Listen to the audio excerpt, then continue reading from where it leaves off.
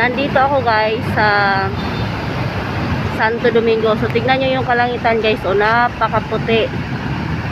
So pupunta sana ako ng Divisoria. Kaso lang nagbago yung isip ko. Dahil habang nag-iintay ako ng sasakyan, ang hapdi sa mata ng smog. So tignan nyo. Napakaputi ng langit.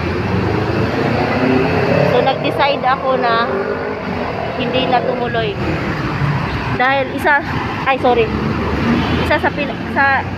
sa tawag dito, bukod sa mahapdi yung mata ko, sobrang usok talaga oh.